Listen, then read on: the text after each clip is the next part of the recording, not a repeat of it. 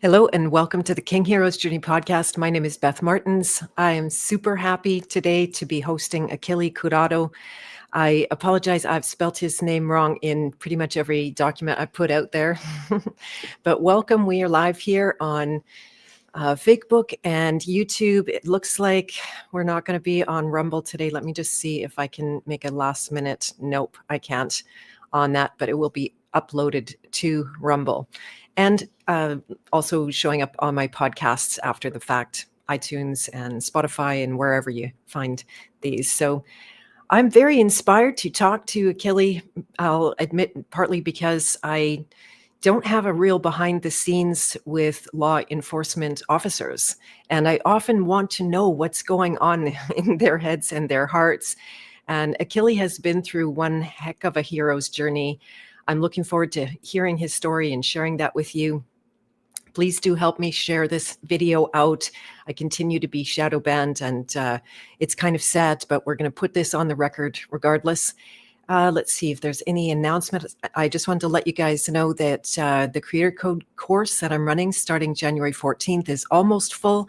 I literally have one spot left. So if anyone is interested to do some really good visioneering in 2026 and get out there and create and stop paying attention so much to what's wrong and put your vision out in front of you, then please do let me know about that. So without further ado, I'm going to bring Achille on and make some introductions. Hello and welcome, Achille. Really nice to have you here. Thanks, Beth. It's great to be here. Thanks for bringing me on. I really appreciate it. You're welcome. What would you like to share in terms of an introduction? Do you want me to read your bio that you sent, or to just let us know yourself? Well, I guess the introduction is that I was a police officer when I resigned, or forced to kind of resign on about 20 years, and throughout that time, I was exposed to a lot of corruption. Some of it's like systemic.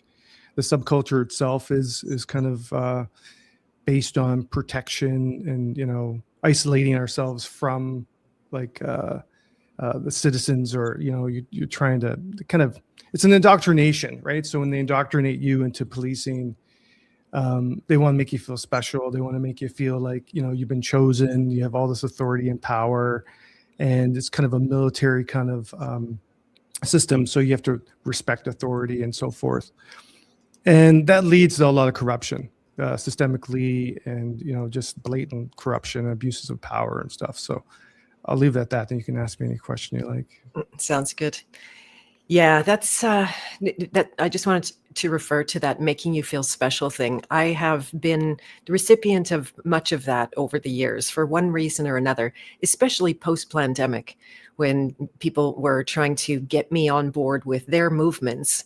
And the first thing that they do is blow smoke up your butt and make you think that you're really the one and you're going to be the emissary of this great knowledge and that you're going to be famous and all of these kind of things. I don't usually say too many bad words on my podcast, but there came a time when I realized, okay, this time around, say if we're in incarnations that are serial or repeat or parallel, who knows? But I just said to myself, this time I'm unfuckwithable. I'm glad I could swear on the podcast. That's great. It's good to know. Yeah. The algorithms do pick it up. So if you swear a lot and express with a lot of anger and stuff like that, it tends to choose against you. But whatever, I'm pretty ruined in these algorithms. But you make a good point, because the thing is, what's really kind of opened my eyes through my experience is, we're all kind of programmed, and we're all kind of being able to be manipulated. And people do that. I guess you do it from birth, right? And you're indoctrinated into a family. You're taught certain ways, that this is normal. Other people maybe not, as we do it this way, they do it that way. We're better than them. Religion does that, and so I think it's hardwired, because as people we want to belong. Like we're social animals, I think, right? And I think maybe most people agree with that. So when they put you on like this pedestal, like, hey, you've been selected of all these people, you're a police officer, you have all this authority and responsibility too. But there's a big dark side to that. And like anything, and when we get into the story, we talk about Darko and how he was able to manipulate people in Windsor, pretending to be a doctor for 2 years. And then with me, he pretended to be, lots of things. We'll get into that, I guess. Yes. And, for me, this whole experience has kind of opened my eyes to the larger, like, idea that we're all kind of like constantly being bombarded, constantly being gaslighted, and for other people's gains. And there's there's people like Darko in a lot of different areas. Corporate America, they say that there's a lot of like sociopaths and psychopaths, and they're kind of drawn to that. Along with policing, like, the higher you go up in the ranks, the more you have to kind of drink the Kool-Aid. And what we mean by that, you just have to play by the rules, right? And, it's funny because I've always been a kind of conspiracy theorist, even before as a police officer. I loved health. I loved conspiracy. I wanted to know the truth about what's going on in reality and so forth. And I always thought like policing, had a role. I mean, like, wanted to become a police officer, kind of partly to overcome my fear of the establishment, but also because like I wanted to serve the community. Before I became a police officer, I was a youth worker for 7 years, working with young offenders, and the kids are really like secure custody kids, so they were, very traumatized. And I always had this feeling like I want to give back to the community. I wanted to kind of work with the community, and police officers serve a big role. Obviously, if there's a robbery going on, if there's a domestic assault, if there's issues going on, you need people to step in that are trained to take care of those situations, of volatile situations. But on the other hand, they become policy enforcers, as probably a lot of people on your podcast have said, and it's true. And what it becomes is the subculture becomes not what I can do for society. It's what I can do for myself. And what I mean by that is the whole system of policing is set up not to really kind of break down your job performance. It's based on stats, and it's based on, quotas. And they say it's not, but it is, because, how they judge what you're doing on the street as a street officer, it's all about how many tickets did you give out? How many criminal charges did you lay? And at one time it was how many street checks are you putting in? Time per call, like, you have to get that time per call down and down and down. And it's this game. And the game becomes a problem when you're putting the lives of the community, or I shouldn't say lives, but, the respect of the community behind your own, what's the word I'm trying to look for here? Personal gain. There you go. That's it. And I didn't sign up for that. And I didn't really jive with me. And with policing, the culture, everybody always gets together. You know what I mean? Like, there's a definite divide that, a lot of police officers fall into, where all their friends are police officers and all they do is police functions.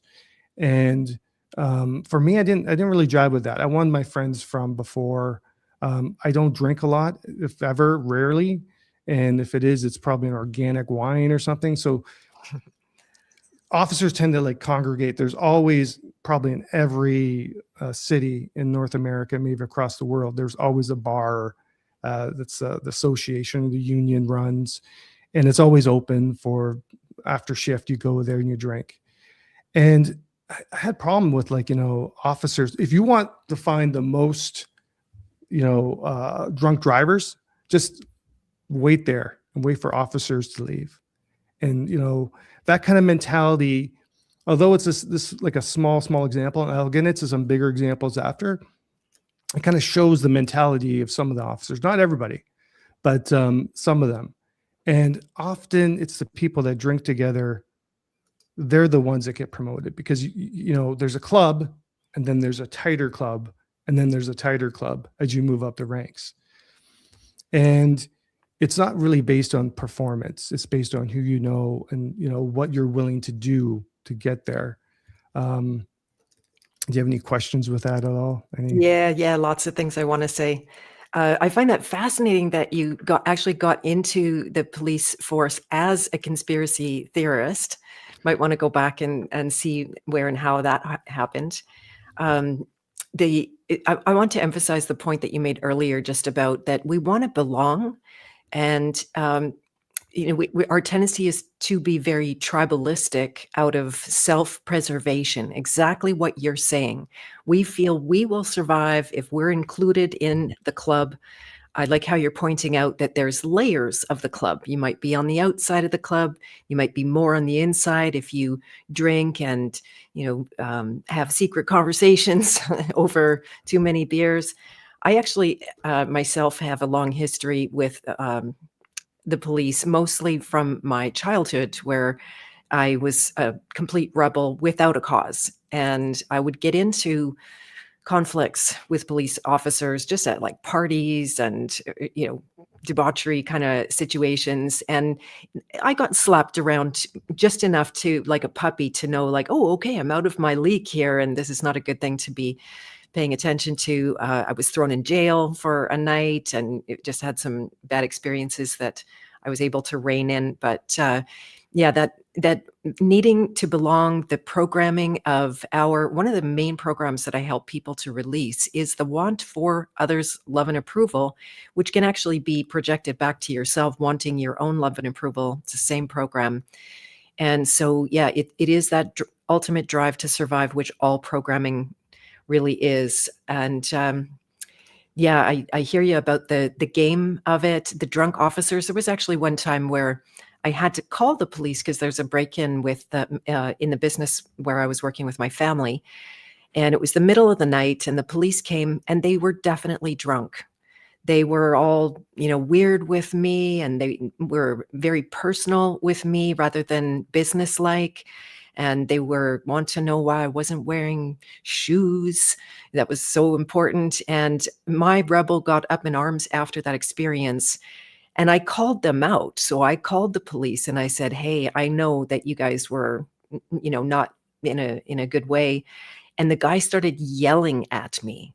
And for about 6 weeks after, my boyfriend was followed by the police, and they tried to knock him off his bicycle on the road one time. And so I got another big slap in the head, like, Beth, do not play in this arena. Yeah. And you know what? That happens a lot. And, we can cover some, there's an article I can bring up, and it was written by the London Free Press.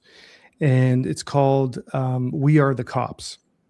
And in that article, it kind of gives you an idea of what the subculture is about. And in that article, this lady's being booked in to cells, and she's being belligerent, and I think she weighs like 100 pounds or something. And the cell sergeant at the time took offense to how she was, treating him or yelling at him, whatever. And, she poses no threat. And because she wasn't answering his questions, they end up kind of like what I would say is kind of boot stomper. They can throw her on the ground. There's 3 or 4 officers, and because she's not cooperating. And so long story short, if you read that article, it's very interesting. There's video footage in cells, and they charge her with assault police because I think at one point she bites the sergeant, and she's trying to kick, and she's trying to get away from being assaulted. She's trying to protect herself, which is a natural thing to do. So when it goes to court, her lawyer, who's a smart guy, says, okay, well, you're charging her with assault police, and you're charging her with, I think, drunk and disorderly, whatever she got picked up for. We want to see the video footage from cells. Everything's videotaped. And they wouldn't release it. And they wouldn't release it. And they wouldn't release it. And people tend to think that the Crown and the police, and they're supposed to be somewhat separate, where the Crown reviews the case, and then they see whether there's charges to be laid or whether they're warranted. In this case, whether there's other activities going on, other charges against the police even. But people don't realize that there's attorney-client privilege between police and the Crown. And the crown isn't there really to do the bidding of society. The whole justice system is created and run, and there to protect the people that run it. And it's not really not for us. And eventually the judge, in this case, judge said, well, you have to release the video. It's part of disclosure. You have to do it. So after like a year or so, they finally released it. And then what happened was the officer got charged with assault. And I've got nothing bad to say about Pete. Pete is a good guy. I know Pete. But it's the whole subculture. It's the whole hey, I'm going to impose my will on people because I have that authority that some people have. There's a lot of police officers out there that aren't like that. And I like to think that I wasn't like that. But I've made mistakes, and, I had to play the game, to make a paycheck. But, I always try to find a way around it to kind of with for instance, for example, you had to give out, so many tickets a month or whatever. So I would just try to give out TTPs, which were time to produce it. So you pull someone over for speeding or whatever, and you give out a TTP, which is, they don't have their driver's license or insurance card, and then it counts as a stat for you, because none of that stuff really kind of sat well with me. A lot of it is kind of policy enforcement, if you want to put it that way, because when you look at it, I don't even know, as a police officer, I couldn't tell you everything that's in the criminal code. I couldn't tell you everything that's in the Highway Traffic Act. But I'll bet you anybody down the road, driving down the street, being followed by a police officer, they're going to eventually, breach one of those issues. And for me, if I can be a little bit, swear a little bit, I had the asshole rule. If you're being an asshole on the road, you're cutting people off and speeding and putting people's lives in danger, okay, well then something needs to be done. But if you're going with the flow of traffic and there's no immediate danger to anybody, why are you, trying to, hassle people that are just trying to get to work and earn a living? This life is hard enough without being tracked down, And again, to make my point is, that becomes, I want to give tickets out now because it helps me. It helps me get promoted. It helps me look better. I'm going to lay some criminal charges because of that. I can tell you another quick story. Please. So I was coming in on an afternoon shift, and the day shift officer was investigating a domestic assault. Now, they already arrested the assailant, allegedly. And he was in cells, and he was getting booked in, and the officer pretty much just wrote up already the prosecution summary and everything. So he just wanted me to take a couple of statements. And at this point, it was just a he said, she said kind of thing. So then I go out and, I'm doing my investigation, trying to follow up on his. And I'm like, this guy didn't do it. She said it happened this way, but I'm talking to 3 other people that said, that's not the way it went down. So I go back to the cell sergeant. I upload, my report, and the cell sergeant's like, "Who cares? Let the courts decide that." Which is, which I had a huge problem with. But there's nothing I can do. He's my superior. He's my sergeant. He's not going to let me, trump his decision. So I'll tell you, when I went to court, then went to trial, obviously. The first person to shake that guy's hand when he got off the charge was me. I went up to him and said, "Look, I didn't feel good about this charge. I'm sorry that it happened." But that's the whole thing. You're playing with people's lives, not only in regards to him being criminally charged, that being on a record, but he's putting out a lot of money to defend himself. And if we can't hold ourselves accountable, if police officers can't look at themselves like, hey, I've got to do what's best for the community in this situation, not what's best for me, not what's best because I want a promotion or I want a lateral transfer to the detective office. So that's just a low level kind of understanding of not only the culture, because the officers there, that news article that I was talking about, none of those other officers came forward and said, "Yeah, Pete, assaulted her. Now she's in the right. She shouldn't be charged." because the whole culture is based on, teamwork, and you're part of this team, and you can't speak out, and you're going to be a rat, and then you're not going to get promoted. You're not going to get what you want. And there's big issues with that. And I don't care if they hire a new chief that says he's going to change the ways. It's not going to happen. I can probably list off a lot of different examples of that. And then we can get into a lot more examples, like some more things that I personally have, not only my case, but other cases that I had personal experience with that happened to my friends that I witnessed in front of me. And if you like, I can get into more of that, or you can ask another question and we can kind of go off on a different tangent. Yeah, that's all good. I am very interested in the stories. Again, it's just so rare to be able to see through your eyes. But I wanted to make a comment about the teamwork. And this is something that it's funny because I was just remembering this yesterday, that when I was with my son's dad, we were at the lake, there was a neighbor. And so I was there on a very secluded island with the neighbor and my partner.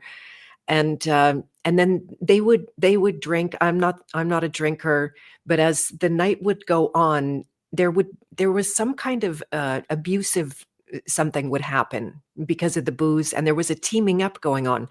Well, the guy at one point, I think I confronted him or shocked him or something, like I can do, and he actually exposed to me. He pulled the curtain back and he said, now he referred to men. It unfortunately fed my then feminist views, which I don't really have anymore. But he said, Beth, when guys are like compromised or behind the eight ball or they've done something wrong, they support each other and they will stand behind each other, even if they're dead wrong.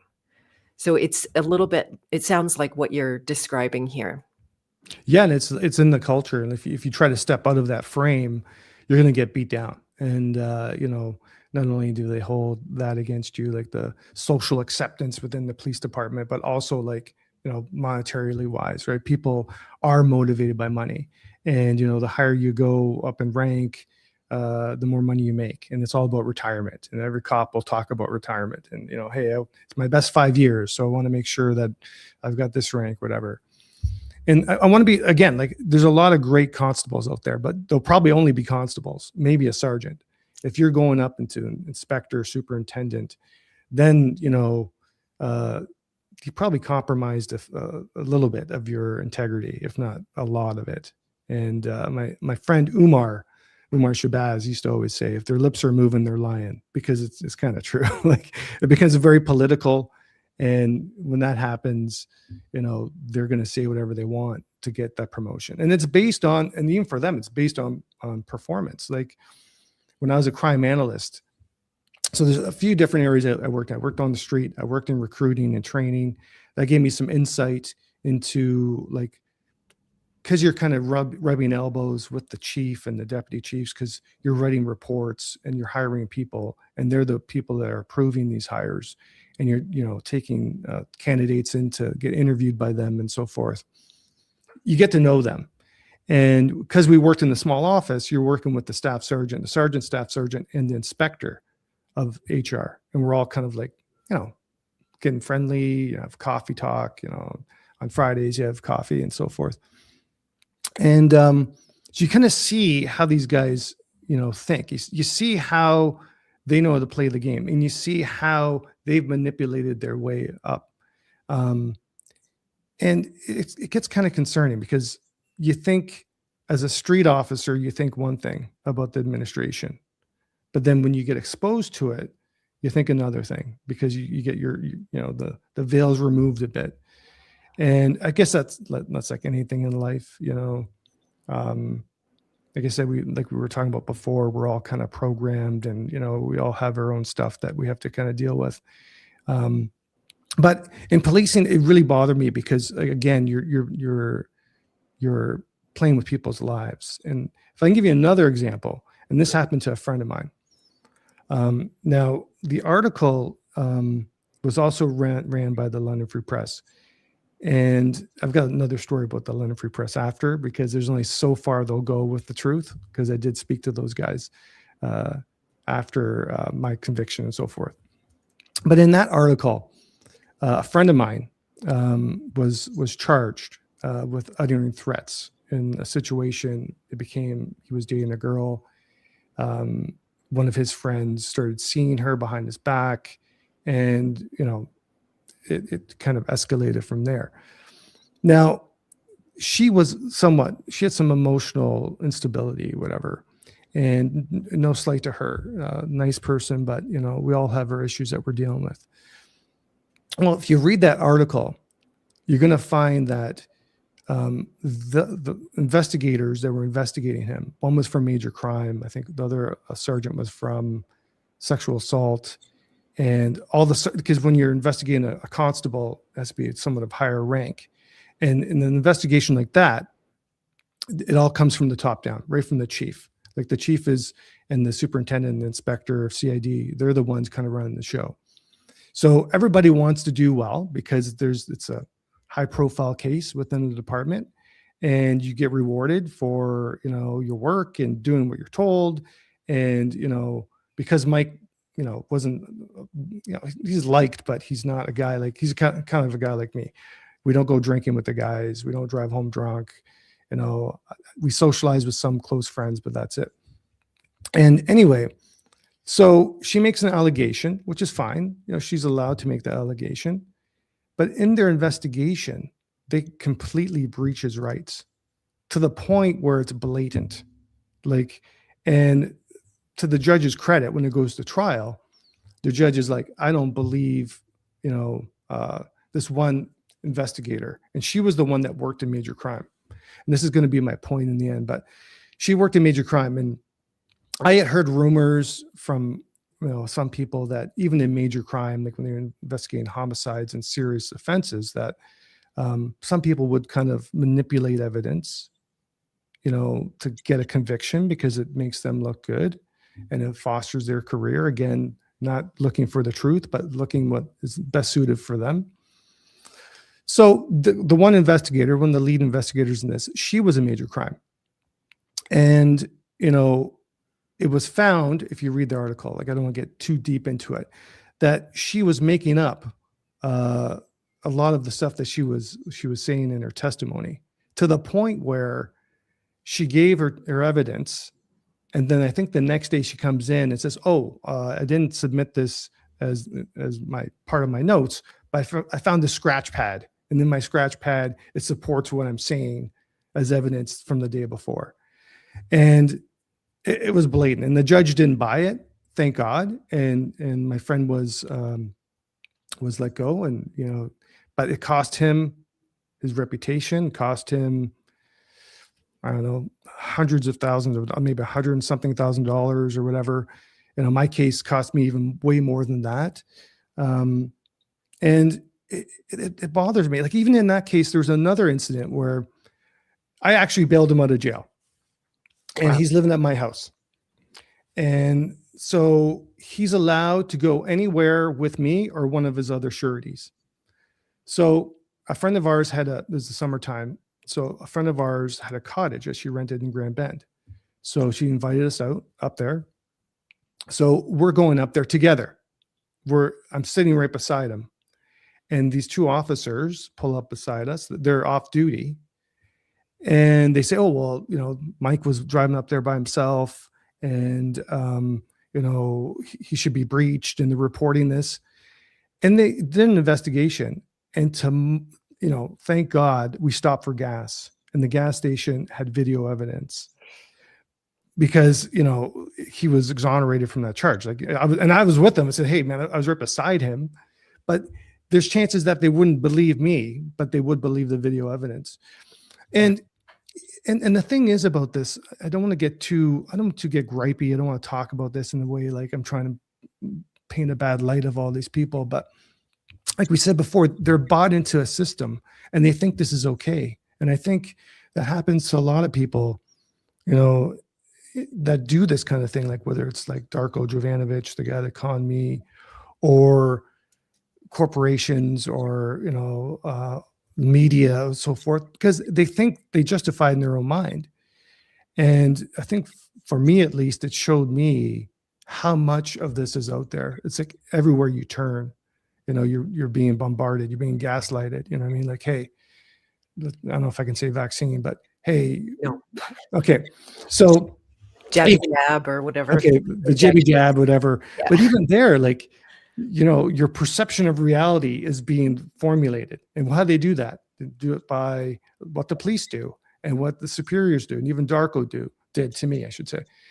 They use fear, and they use all this pressure, and and you're not going to be part of society, and you're not going to be able to work, and all these things to get their way. And then eventually people just succumb to it, submit to it. Some people don't. But I don't get too off on a tangent, but even the alternative media, like a lot of them are, as you can probably say better than I can, are equally as guilty of that. You know what I mean? Like, hey, I love myself some Alex Jones, but Alex Jones, like, I'll tell you, he's got his agenda, and he's screaming at you, and he's telling you the sky has fallen, and you got to do this and you got to do that. Not to say that he doesn't have a lot of good things to report on, but they're leading you down a path. Like, you can give people 80% truth, and 20% can be lies and deceit, and they're going to still lead you down the path they want you to go. And I guess this podcast isn't about that, but it kind of is to me. It is. So. No, I did a whole series on the archetypes of controlled op, so that people could learn the patterns of that. Not me just calling this one out and that one out, but yeah, that's a really big part of it. I want to point out, and then I'm going to go to the chat because there's some good stuff in there too, just that people do think it's okay, even when they're in the midst of cooperating with the corruption that's, like you said, it's not just systemic, it's cultural, right? So we'll see this pattern in a lot of different areas of life, especially ones that are an authority to us. And people generally, like I think in my study of the human condition and behavior, reveals that people don't do wrongs knowingly or with a clear intent. That would be relegated to the psychopaths of our culture, which there are, but it's not the whole of. And psychopaths can't really run the show. They need everybody else that's one layer or two layers or five layers or how many layers down in the unconscious. And that's exactly what you're dealing with when anybody that's awake to something tries to come forward. They're dealing with a bunch of people who have their consciousness completely suppressed, which allows them to do wrongs. If they let it come to the forward, then they'd go like, oh, that's painful. I might have to question my morals or my ethics or make a change or have remorse. So yeah, they actually do think it's okay. So that was a really long way to just agree with what you're saying there. And if you don't mind, I'll just go back to the chat before we get into the story that you came here to tell. I'm sorry it's taking so long to get there. Maybe we'll have to do 2 parts on this if you're game for it. But first of all, thank you, Maya, for pointing out that I had a wrong link in my blog. Darn it, it is changed now. So if anybody was confused by that, please do let me know. Jackie said back in the day, police were referred to as pigs. I know. Well, that was the cultural indoctrination I was under, and she never subscribed to that. Yeah, that's what we called them, the pigs. It was like not very pleasant at all. Feel free to jump in at any point here. Hello, Glenda, and Genevieve said the hardest receptions you ever took part as a restaurateur was the private police parties. Absolutely terrifying how they acted. Their manner was treating staff, drunk drivers, et cetera, et cetera. Yeah. And you also have had amazing experiences with good officers as well. Now, I'm a little sad to hear that they don't make it past certain places because, I do know intuitively that there are police officers out there who they don't get off on causing you trouble, on causing you a delay, in causing you an expense, or the stress that comes of even just a simple pullover on the road. But do you think it gets that extreme where they get pleasure out of it? Yeah, for some people, for sure. And I think that's maybe a part of it's a coping mechanism, because like I said before, they're trying to divide the police, like use an officer against society, a civilian, right? Like they even say, oh, they're civilian, we're police, whatever. So there's a divide there, and I think they use that to their advantage culturally. And the thing is, it's the same probably with doctors, and same with lawyers and so forth, right? But there is, and What does that accomplish, the divide? the divide accomplishes like more enforcement, if you ask me. Accomplishes, they get their way, and even when you move up the ranks, like, it's not like they have numbers that they have to, submit to the police services board in order to keep their position or move up a position. For instance, like I remember when I worked as a crime analyst, one of the biggest things that the CID officers, the detectives had to do was clearings, right?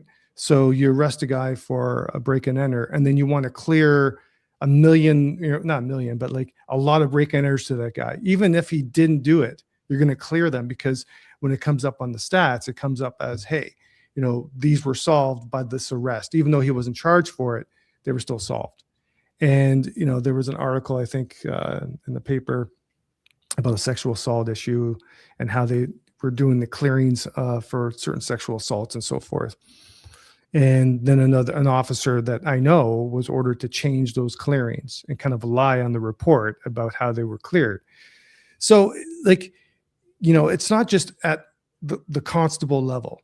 Like, you're constantly trying to do bigger and bigger things, make a bigger name for yourself in order to kind of get promoted.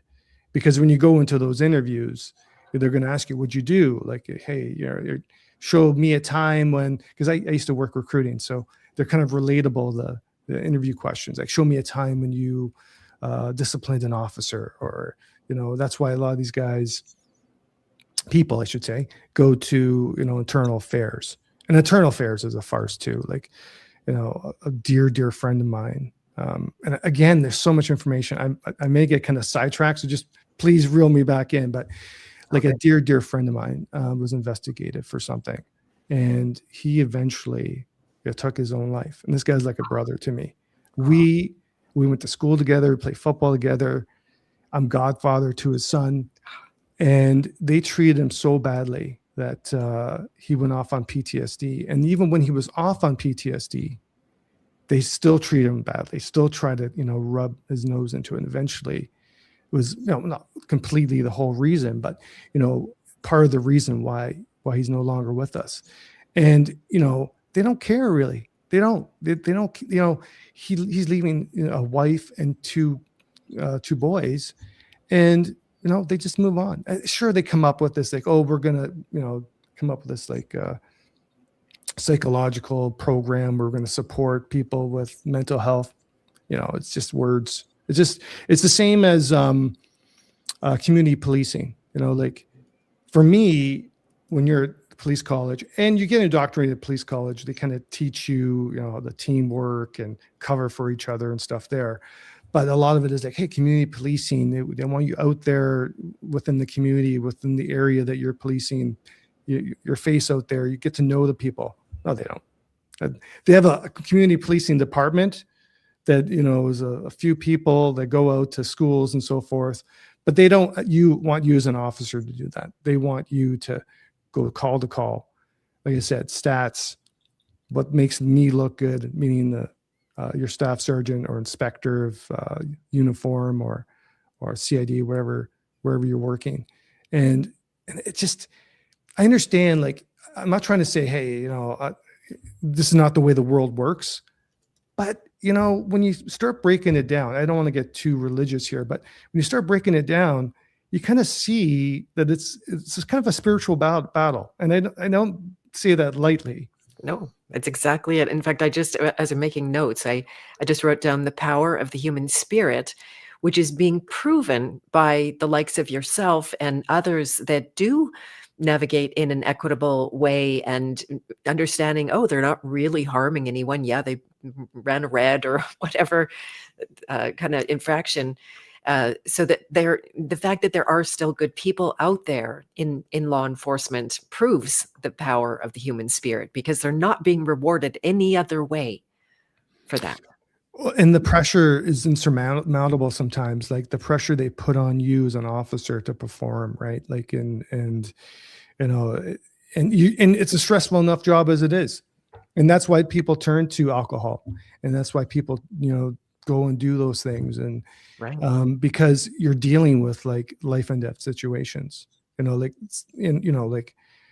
I'll tell you, one of the scariest things I ever had to deal with on a repeated basis wasn't like chasing some guy down. It was like when you show up to a baby not breathing, and the mother hands you over her child and says, I get kind of emotional here, but it says, help me, like save my kid.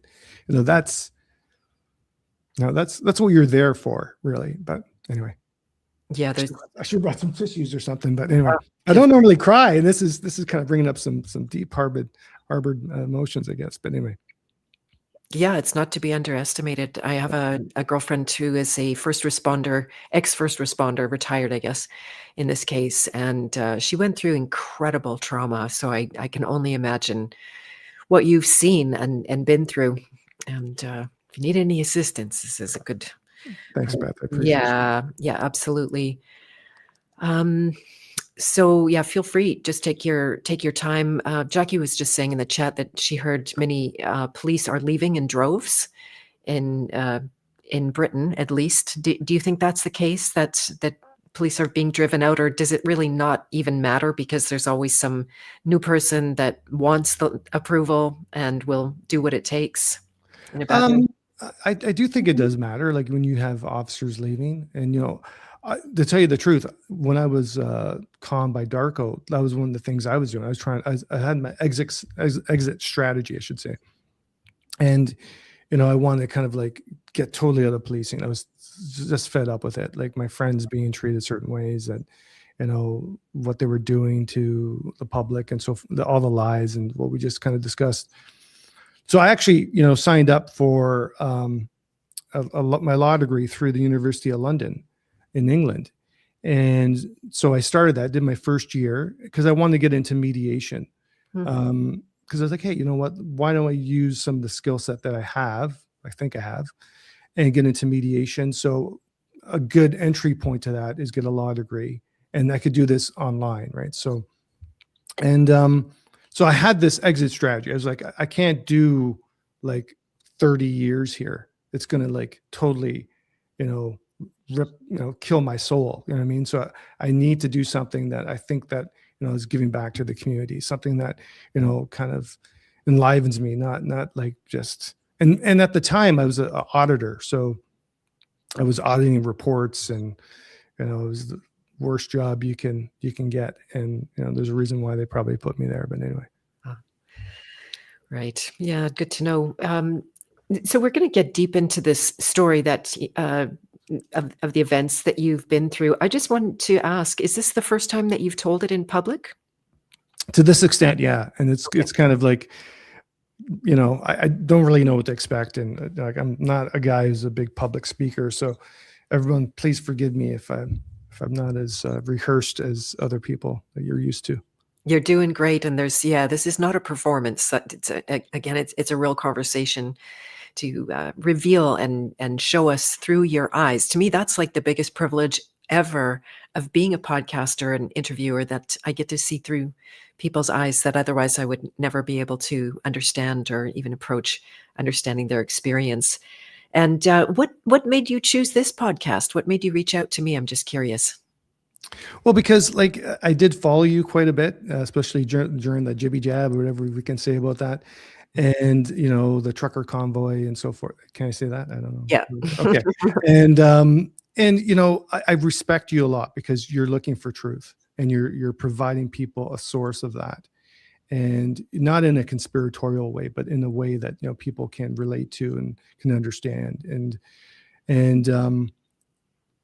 I just have a lot of respect for you. That's why I kind of said, like, if I want to talk to somebody about this, if, I wasn't even sure if you're going to be interested, but, that's where I kind of want to start, with somebody that does have a search for truth and a hunger for that, and to share that with people. And we need more people like that for sure. That's awesome. Thank you very much. I appreciate that. And it's made me actually really unpopular. I now consider myself an outlier among outliers. I can see that. Yeah, I naively thought everybody just wanted the real truth, but they want the truth that, oh, this truth suits me and I'm belonging in this club now. And yeah, there's a lot of clubs I was on the outside of, and now I'm not even on the outside anymore.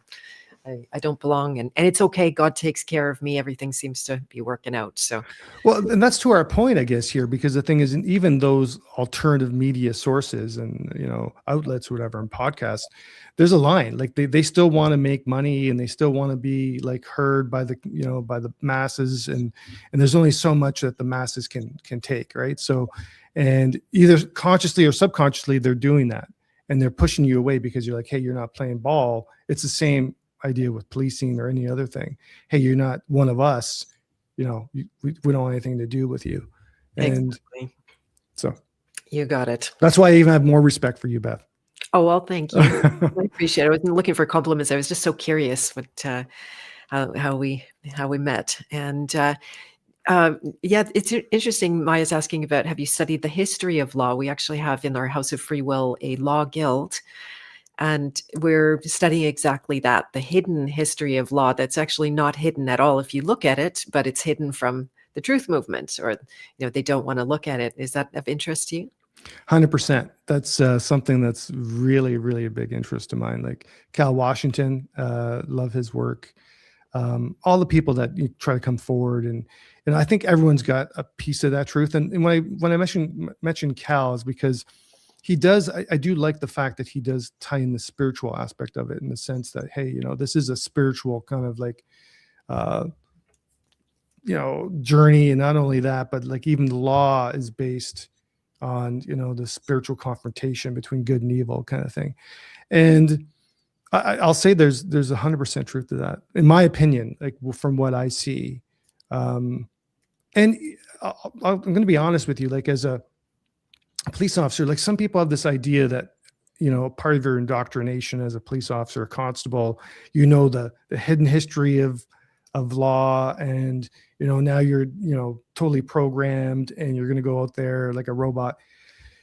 It's not, because the thing is, they're just teaching you what's, societal norm, right? They want to teach you, hey, this is the way it is.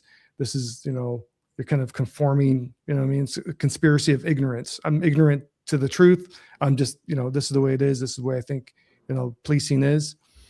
But based on my experience, 100%, like I think there's a lot to that. And that's part of the gaslighting. Like you have, if I really think about it, it's like this. The justice system isn't for us. It wasn't built for us. The government, the way it is now, isn't built for us. It's built by the people that control it. And the people that control it use it for their benefit, not for ours. And same with the justice system, as I found out when I was going through my ordeal. I thought, even at that time, after I was charged or whatever, that truth would come to light, and that, there'd be an opportunity for that. Even though I knew, the hidden history of law, which gets really complicated. It's kind of even more complicated than I understand. Even I understand like a tiny bit of legalese that can get really, because there's so many different kind of factions to it. Like everyone thinks they're right. I love to get everybody into a room together and kind of hash it out, and then, move forward as a society. But anyway. Yeah, and exactly.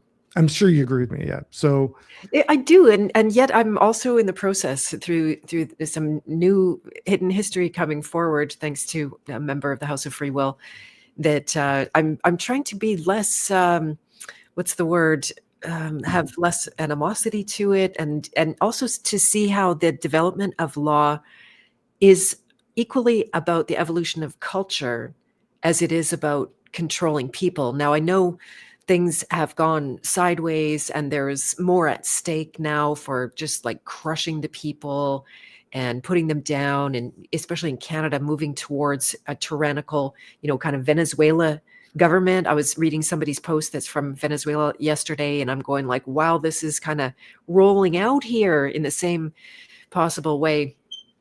And I just have to say, somebody, I apologize, but Cal Washington is not right on in his assessment of the law.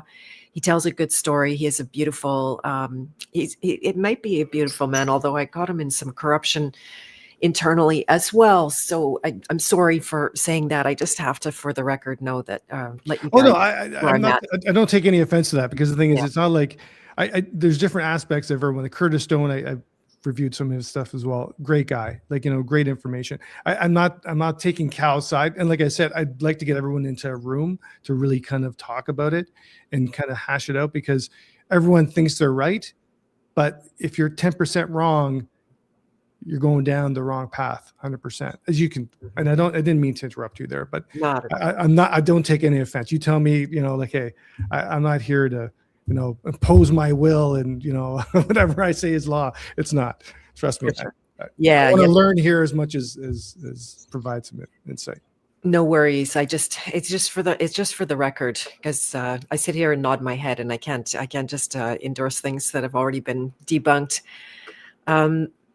So shall we get into the story? You've mentioned Darko's name a few times. You talked about, maybe we'll start with that quote that, why do let's see. What do you mean by what you say, or what do you mean when you say that context matters, because cons don't start with lies, they start with truths? Is that the same thing with the 80% truth and the 20% sideways? Yeah, I think so. I think it's like, that's the way, we're manipulated. People are manipulated constantly, whether it's a Darko, whether it's, like I said, the media, whether it's anybody that wants to get their way. We're constantly being religion. You know what I mean? Like, they'll give you a little bit of truth, and then, they'll do their own spin on it, either consciously or subconsciously, intentionally or unintentionally, because they think they're right, or they think they're doing the right thing. And the things, the tactics that psychopaths use, and I'm no expert in this, but it's the same. The danger of a psychopath, though, is that he will tailor his approach specifically for you. Because, and with Darko, as his past was, it was a long con. Like, even when he was in Windsor pretending to be a doctor, it was a long thing. You know what I mean? And the issues with psychopaths, from what I've learned, is, you really can't rehabilitate them. Like, there's a doctor, I think his name is Robert Hare. He wrote a book called Without Conscience, and he did extensive research and study into psychopathy. And he was conned as well, and he wrote the book on it, so to speak. And because they study you, you know what I mean? And it's no different than media, and no different than the government when they're imposing their will. And they'll study you, and they'll test you, and then they'll see what works and what doesn't work. And then they'll mirror back to you your what am I trying to say here? Like insecurities, or Yeah, or even your strengths. Like, people think, when they get conned, and it is a little bit of a weakness. It's a weakness, obviously, because the thing is, you think they're going to mirror back your strengths. They're going to say that you're special. They're going to say that, hey, I've never met anyone like you. And then the key with Darko, though, is that it was him and his mother and a whole cast of characters that came forward to do this. And that's, that's part of, like, why I kind of maybe fell. If it was just him telling me some stories and him trying to convince me, I would have been like, okay, well, just a guy who's trying to, manipulate. But when he has his mother on the side, and his mother is, confirming his, and I guess he learned from the mother how to do this. But getting back to Robert Hare, is that these people have no conscience. So the thing is, we want to reflect, we think that everyone thinks like us.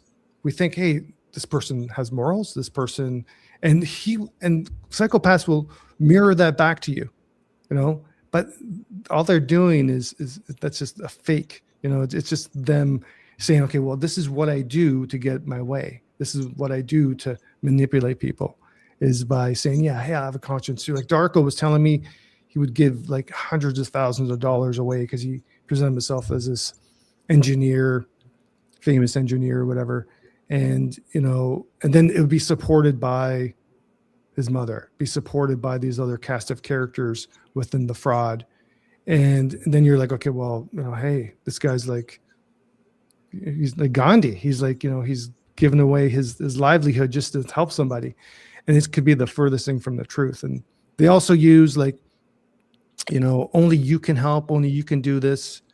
And, tactics like a lot of fear, fear, like for me, I love my friends and family. I have friends that are like my family. And I hold these people really close to my heart. And so he probably read that and had to find a way into there. So like, he brought his mother over to meet me. And at that point, his mother was really like, oh, you remind me of my son that passed away in Israel. They said they were Israeli. I don't know where they're from. Nobody really knows where this guy's from. And slowly they bring into the family. Slowly they kind of like, and you think, you're dealing with somebody with the same kind of outlook as you do, but it's the furthest from the truth. And, I think it's the same with a lot of corporate America. Like, hey, you got guys up there running the show, talk about big pharma. They don't care. They don't care whether people live or die. It's all about money, profit, justification. I know. Can I say that on the podcast? So that's okay. So far, so good. Yeah. Okay. So, and, so there's a lot of people like Darko, not only in the police department and the higher ranks, some of them, maybe not to that extent, because I think, Darko himself had a lot of like insecurities. He had a lot of like demons, a lot of trauma in his life, not to kind of make an excuse for the guy, but because for him, sorry. Oh, it starts somewhere, right? Like that's how people can become psychopathic, is by withstanding huge damage themselves. Yeah. And, if I take a step back from my emotional attachment to it, I take a step back and say, okay, hey, part of me wants this guy to burn in hell, and he probably will. I don't know. But I used to work with young offenders, and I understand that I dealt with a lot of like psychopaths and sociopaths and very traumatized kids there. And behind every kid, behind every psychopath, there's probably some massive trauma. Maybe not in all of them. Like I said, I'm not a doctor. I'm just making this stuff up, but based on my experience. And, it's similar. Like I kind of lost my train of thought there. So I don't know if you can kind of reel me back in. Is there anything you want to ask me about that? Sure. Well, just even to just chime in about how psychopaths tailor to you. And I actually had one student. I don't want to overstate it, but in the end had been doing psychopathic things, and behind the scenes, and manipulating and stealing even. And it almost never happens, but it was one of those rare circumstances. And they actually made it through my coaching training by memorizing and mimicking. So it was like literally copying the process, so much so that I certified them. I was completely fooled by it and taken in, until at the very end, a lot of stuff started to come out, and I confronted them. Of course, they turned around and tried to cream me in public to my people, and I just ruined my reputation, as if they threatened to sue me. Fortunately, there was zero cause of action going on there. But yeah, they literally, it shocked me how they could memorize pauses and certain inflections that I would use. And then, when I see it, I think that's cool. So that's a perfect example. Actually, that explains it right there. That's what they're able to do. And Darko had this like photographic memory. You know what I mean? Like he could memorize stuff and, regurgitate conversations and put his own twist on it to make you think like, maybe that didn't happen. But yeah, that's an excellent way to kind of to frame that for sure. Thank you. One more thing is that the trauma seems to come with compensatory gifts. And you don't actually get those gifts if you don't heal, but you have that, magic power of memorization, of photographic memory, of, reading someone really deeply. It's probably all related to a very hypervigilant nervous system. For example, being able to take in more data because your survival probably depended on it at some point. So yeah, it's a crazy one. The genius is I got pulled in by another psychopath. It took me weeks to figure it out. They came to me saying, "Oh, Beth, you're the one. You can help me. I've been through all this terrible stuff." That was what my weakness, which I shouldn't proclaim in public, but that if somebody wants help, then I want to help them. And if they look helpable, but at the end of the day, there was absolutely no getting to it. It turned into a grift. He was trying to get money from me. He tried to frame me. The relationship had become personal, so he threatened that he was going to tell people. And I actually went to the streets and said, "Hey, guess what? The big mistake that I just made. I told people. I told him I was telling people. He held nothing over me." And disappeared, luckily. But wow. Yeah.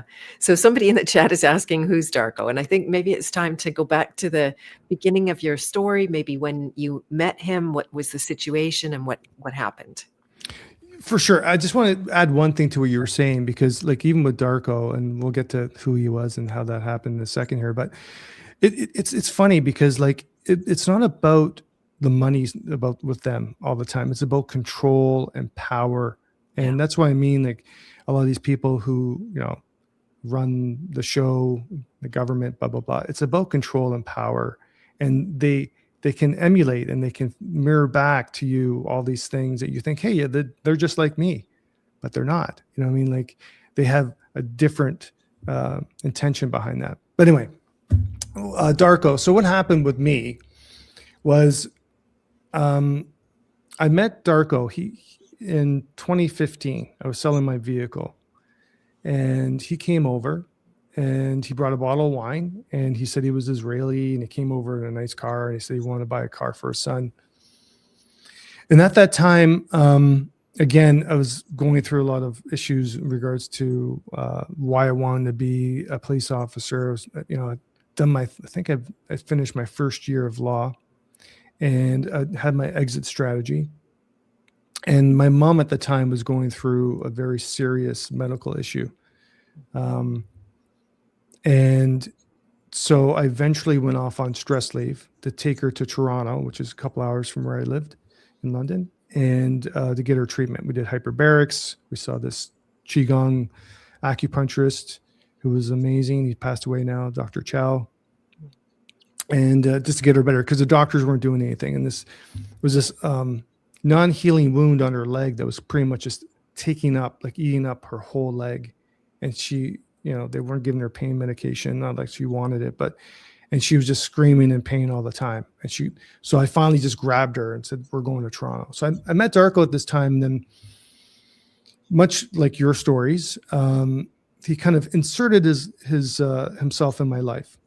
First of all, he did me some favors. He knew I was under a lot of stress, and which made me susceptible, to being influenced and manipulated by him, obviously, because when you're under that kind of stress and you're focused on that, and it was one of the most stressful things I had to deal with, because we had to find a place to live we were there for 4 months, and you're taking her, like I'm cooking very bad food because I'm a bad cook, and I'm caring for her wound. I'm taking her to 3 different appointments, the hyperbarics, and it just, she's always in pain and screaming. And so anyway, so he started doing some, go ahead.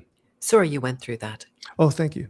My mom's passed now, so she no longer suffers, but yeah, I appreciate that. She was one, she was a great lady. Like all my friends called her Ma because she was just motherly to everybody, and she was fantastic. So I would do anything for her.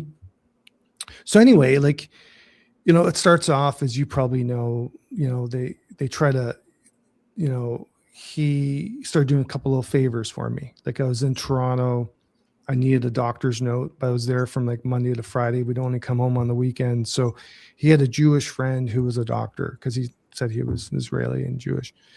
And so I went and saw this guy, and then he wrote me a note to tide me over until I can see my own doctor.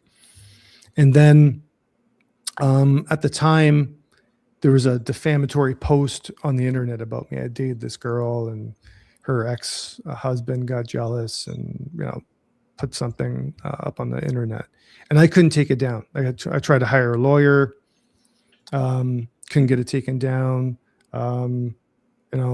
Went to the website, they didn't respond. So he presented himself as being ex-military, ex-intelligence, Mossad, or whatever you want to say. Eventually, he said this, and his mother also said this. And so he said, well, look, I've got a friend who's still, involved. He can probably get that taken down, no problem. And he got it taken down. And then, as he learned more about me, he learned that, hey, I had big issues with the police department. I didn't like what they were doing. I didn't want to be there. I had my exit strategy. So he took advantage of the things that I thought were my strengths, and, family and friends and moral integrity, and, my frustration with the justice system. And that I was there. Actually, I wanted to make a difference and not be part of the problem. And so he saw that, and then he saw that as an opportunity to create a bigger story. And so what happened was, and there's a lot of components to the story, and I'm not going to be able to cover everything because the fraud is just so vast, and it went on for like a year and a half. But anyway, one of the first things he did was he got this lawyer from Toronto, Juliana Greenspan. Her dad was, I think his name was Eddie Greenspan. Right. Famous lawyer. Mm-hmm. Most of your people would know who he is. And so he said that she was a friend of the family. So then I'm in Toronto at the time dealing with my mom, but I get this phone call from Darko. And I didn't know him as Darko. I knew him as Aaron Barak, not Darko Jovanovic. Darko's his real name. So Aaron calls me, or Darko calls me, and says, look, I've got someone on the phone. And it was Juliana. He's like, oh, well, we got that post taken down, but, you should sue this guy for defamation. You shouldn't get away with that. And I'm like, okay, well, and she said, oh, it's really easy. Like she kind of said she'd take on the case, but she wanted me to email her some information. So I'm like, no problem. I said, on the weekend when I get home, I'll email it to you. So I didn't write down her email. I went to her website and I saw her email, and I emailed her directly. And she got back to me saying, oh, she'll review the information and go from there. And then I hear back from her maybe like a month or so later, 2 months later. And she texts me and she says, look, I'm going to do this as a favor for you because you're friends with Aaron and his mother and the father and all sorts of stuff. And so I'm going to text you. We're going to call and text rather than you come in and see me or whatever. I couldn't see her anyway because I was just too busy. So what happened there, I think, was that he was pretending to be her to me, obviously, which he was. And then at some point he pretended to be me to her. Because, there's some questions there because at one point she said she got me the settlement. And I remember, I was very grateful and she wouldn't take any money. So I sent her this very expensive gift certificate to the spa. I think it was the Ritz-Carlton at the time. And it's like $1,800. And because 18's obviously a special number in Judaism, whatever. So, and I sent it to her office because I didn't have her house address. So it was already gone. It was already there. And I remember telling Darko about this when I spoke to him, and like, he just lost his biscuit. Like he just was like, oh, you can't do that because, she's got partners and they're going to ask why she's getting it. It didn't make any sense. But at the time, because I'm trying to, respect her because she did me this huge favor, I'm like, again, it's the first time I was really like, oh my God, what did I do? I kind of messed this thing all up. Right. So, so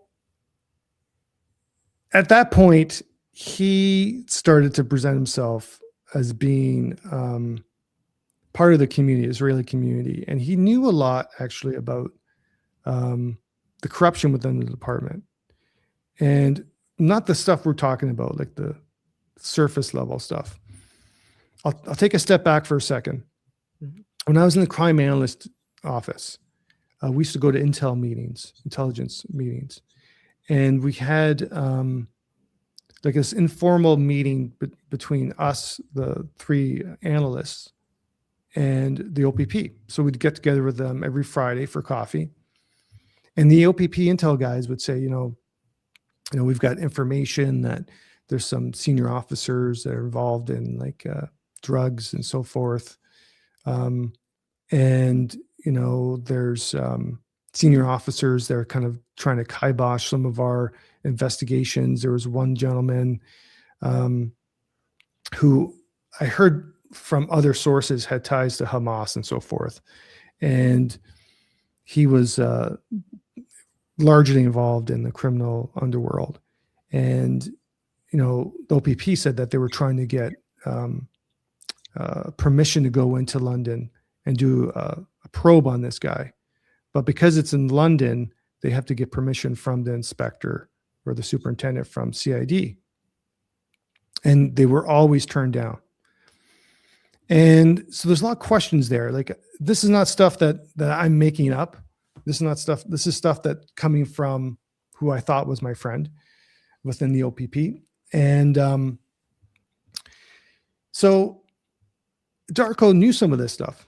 And, eventually, as the story kind of moves forward, he had befriended other police officers and conned them as well. Mm-hmm. And that never came out in the case. And to the point where when he was charged in Windsor, one of the officers, one of his buddies from the OPP, gave him the Stetson hat because they had, I think, transitioned from the Stetson back to the ball cap or something. And when Darko was charged and arrested, they found the Stetson hat, and this guy got in trouble for giving the Stetson hat to Darko. And I think those guys knew him as a dentist. So he obviously was very good at kind of getting information, and he wasn't, I gotta be honest with you, like, for me, at first, I never thought Darko would, like, anybody would try to defraud a police officer in this manner. You know what I mean? Like, it was the last thing I would have thought about, you know what I mean? Because, like, I'm a police officer, I have all these resources, and you're trying to tell me that you're trying to defraud me. And, but a lot of the things, like I said before, like, they were based on truth. A lot of it was based on a lot of truth. And then he elaborated that truth, and he kind of, blew it up to something that was like maybe a little bit unbelievable, but at the time, because of the stress and so forth, I kind of bought into it. And it was all around trying to expose the corruption within the London Police Department, because he knew that was a big thing for me. Mm-hmm. And, what he did and how he did it was, like he first of all, I used to work like as a crime analyst, like I said. So at one point I had a top secret clearance with the RCMP. So, I was used to not, having, like, being able to talk about things with the RCMP, their anti-terrorism unit, but not being able to share that with my superior because he didn't have the same clearance, one of the sergeants, whatever. So I think he, like, obviously he read me like a book, and I've got to admit that. And, how the fraud kind of goes on and goes forward. Like I said, it's a really vast, and, like, there's a lot of little intricate details, but I don't want to get too bogged down with that kind of stuff. But is that he knew that I was frustrated, and he knew that this was a big bone of contention for me. And that's why I was leaving policing. So he just used that. And then, Juliana would call me, his mom would call me or text me. Juliana texted me more than she ever called. Whoever he was getting to play Juliana. And so she would text me and tell me about how Darko was a selfless person who'd give away his fortune.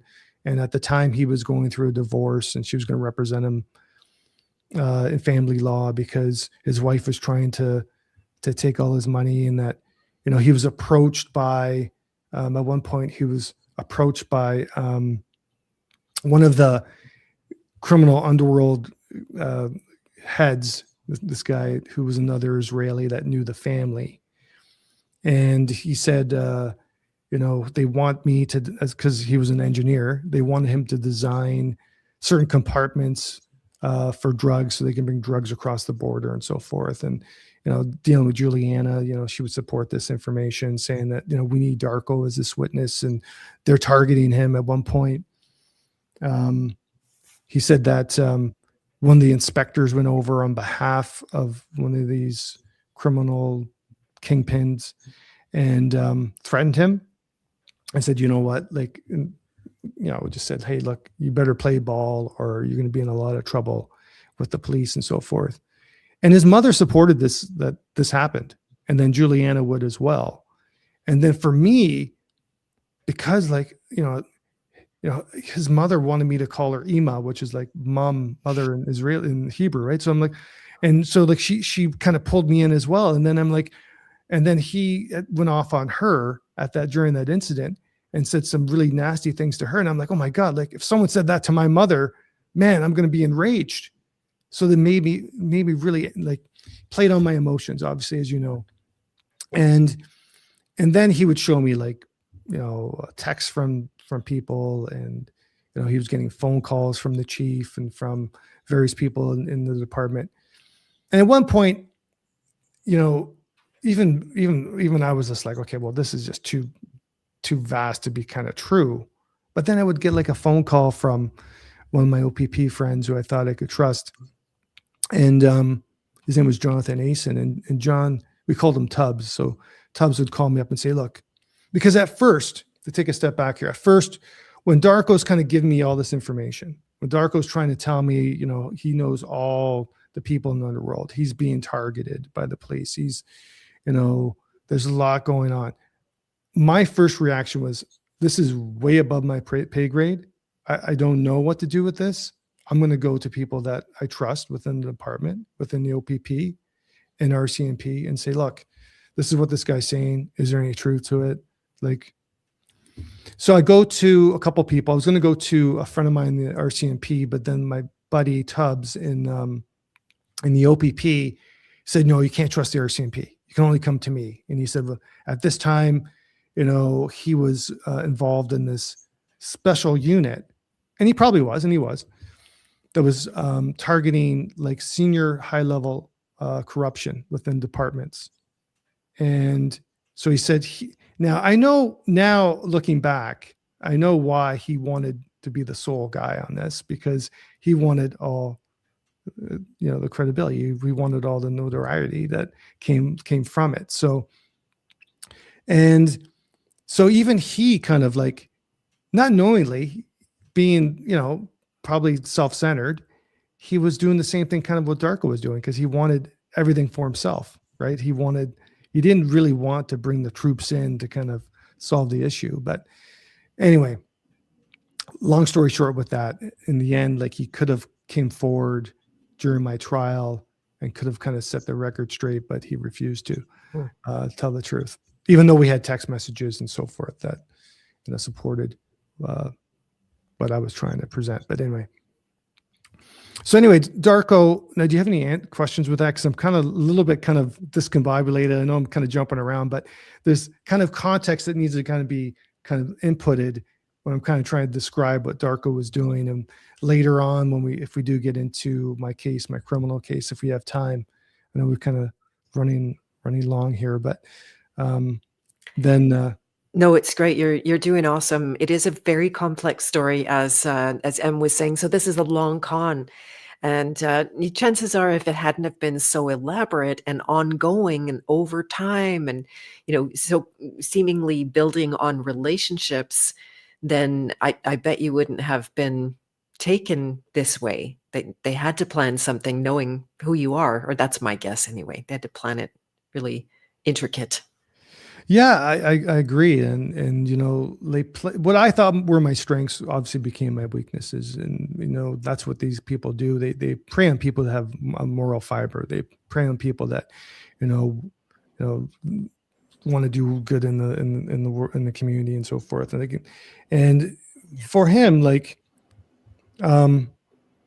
he could have easily conned people. He could have been calling people, doing like black money scams and so forth, and probably making money, but For him, like I said, it was more about control. It was more about some deep, deep stuff, that wounds that he had, that really wanted him to be able to manipulate someone's life and destroy someone's life, which he did. Now, I'm not trying to be the victim here. Like, obviously, No, you were victimized.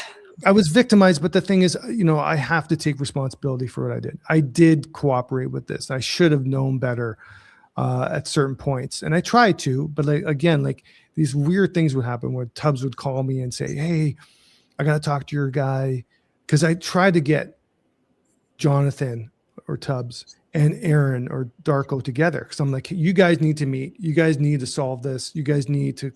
But there was always a reason why. Like, Darko doesn't trust the police because that was in their culture. You can only trust me. Again, I'm the only person that could, help him. And then the story went on that he had PTSD because he served in the Israeli army, and so he would act really crazy and say really irrational things and do irrational actions and stuff. But it was justified because Juliana and his mom would text me, or his mom would say, you got to protect him because he's got this mental instability. So it kind of gave him an excuse to go off the wall and drink and do some crazy stuff. And they really tried my patience. And I'll tell you, like, part of this is when I look at myself, it kind of really, like, you think you know who you are. And I'm going to go off on a tangent here, but you think who you are, and you think you know what you're capable of, to protect your family and your friends and so forth. But until you push to the limits, which he did, I never really thought, like, I never realized I had that in me. Like, you think you do, you conceptualize it and say, yeah, you know what, if that happened, I would do whatever it took to protect my family, whatever.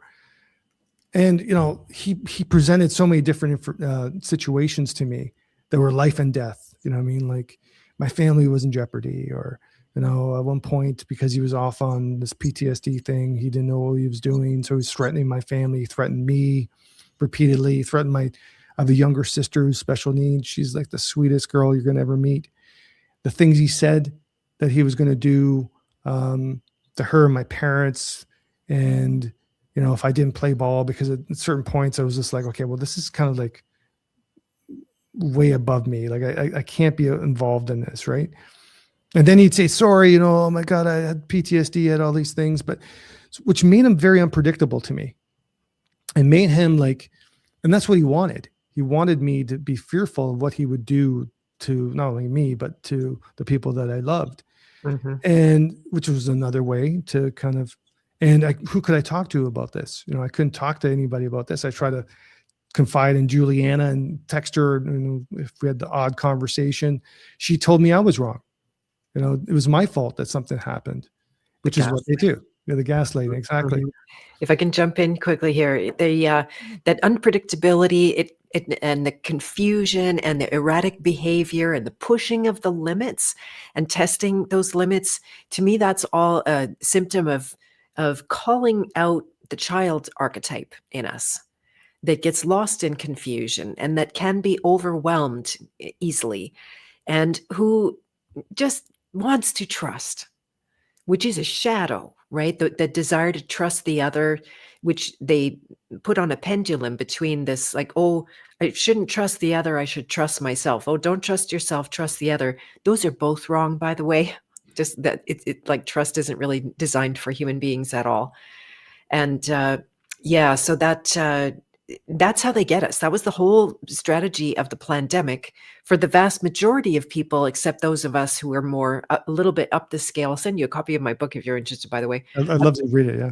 Up the scale in the rebel archetype, they saw us coming too, and planned quite a lot for our entertainment, so to speak. But yeah, do keep going.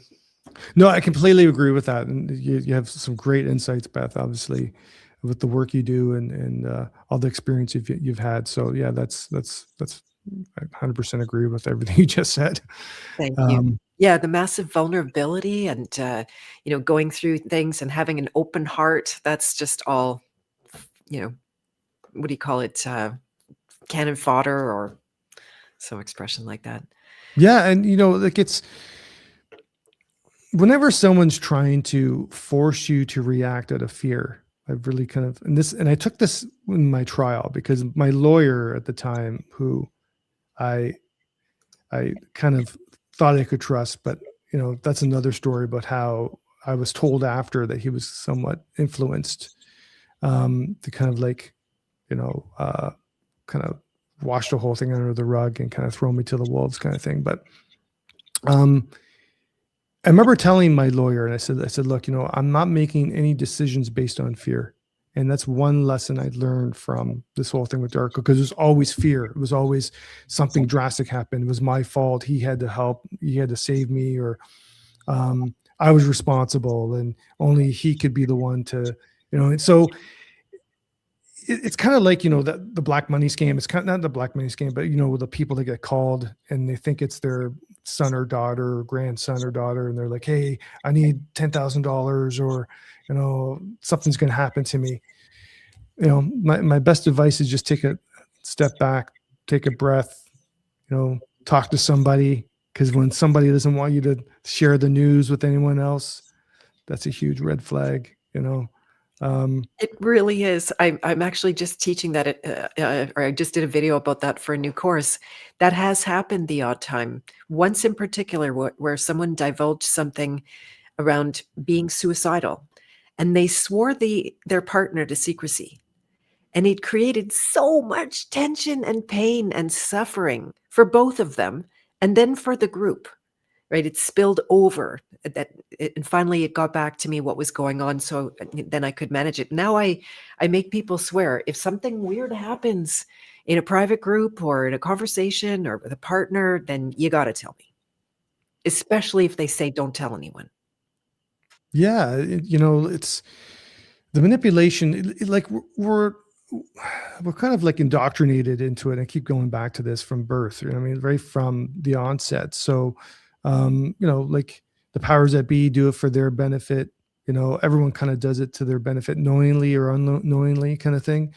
And but there's some red flags, obviously, like if something in your gut is kind of telling you something's wrong here, probably chances are there's something probably wrong or not right there.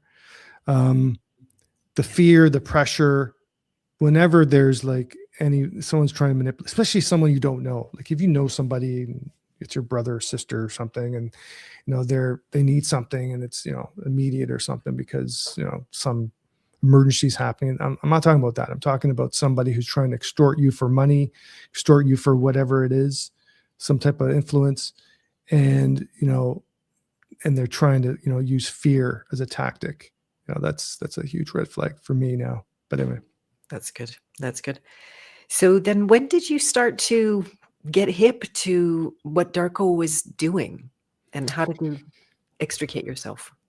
Well, this becomes another, kind of part of the story is that at some point, there's a lot of points that I thought, this wasn't making sense.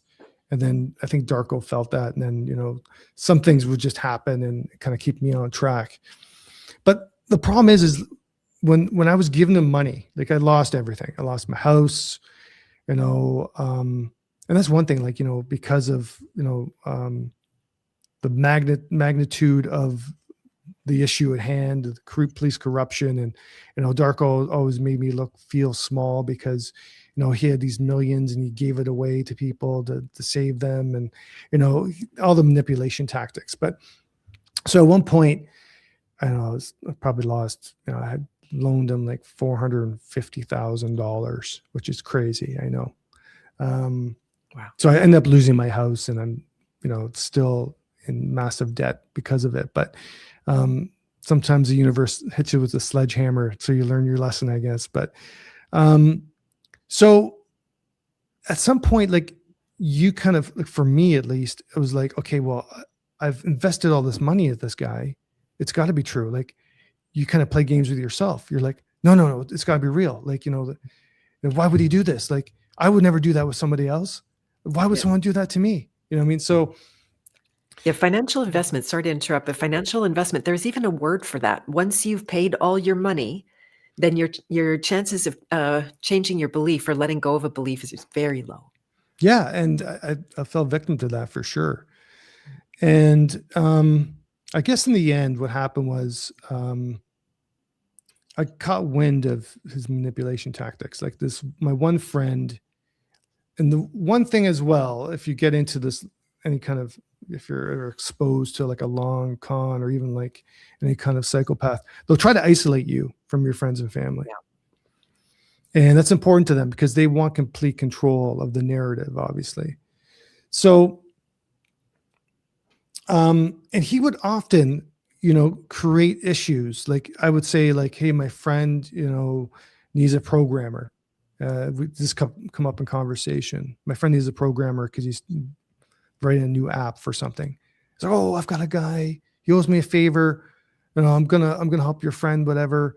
And then, as a result of that, I can no longer trust my friend because Darko found out that this guy's a scammer or this guy's, it's the same story over and over again. He's the one who's going to help somebody, one of your friends, one of my friends. And as a result, you put them together or whatever, say, okay, hey, you know what? Like, okay, my friend Darko's got connections. He's going to help you. Someone owes him a favor. He wants to, because he owes me kind of thing. So he wants to help out the situation. And as a result of that, now your friend who you don't really know, even though I've known him for 20 years, is a scammer and has done this before. And he, creating all these stories, right? And making it believable enough that you can actually sit there and say, okay, well, because he's so good at analyzing people, right? He knows the flaws in your friend. And he just, expands on that. So you're like, okay, well, my buddy, he does have a tendency to kind of do that. And maybe I got him wrong. Maybe. So again, like that is a huge tactic he used. And to kind of get to the end of the story is I had a friend who was an import exporter of vehicles. So I was, again, talking to Darko about this, and he's like, oh, I've got a friend of mine in New York. Can't remember the guy's name. And, I can help your buddy. Like, I know he's having a hard time sourcing cars. I can do it for him. So I'm like, okay, great. I gave the number to my buddy, said, this is my friend Aaron or Darko's contact. I think his name is Ari or something. And so I just happened to be on the phone with my buddy. And, my buddy's like, okay, well, oh, your contact, Ari's calling me. I'm going to put you on mute, but I want you to listen to the conversation. So, okay, well, yeah, no problem. Yeah, hey, we'll finish our conversation after. So then I'm listening to the conversation. I'm like, that sounds a lot like Darko. You know what I mean? And I'm like, something's really wrong here. And that was like one of the big moments. It wasn't the big moment, but it was like at the beginning of the end there. I was like, oh my God. And again, I didn't want to not believe the story because this guy took me for everything, right? Like, and so I remember, talking to him about it. And I brought it up in like a casual way. I just said, hey, I was on the phone with my buddy when Ari called. It kind of sounded like you, man. Oh, like the wrath from Juliana, the lawyer, the wrath from his mother. How dare I, question Darko? How could I do that? So then, I didn't really start second guess myself. I'm like, something's not right here.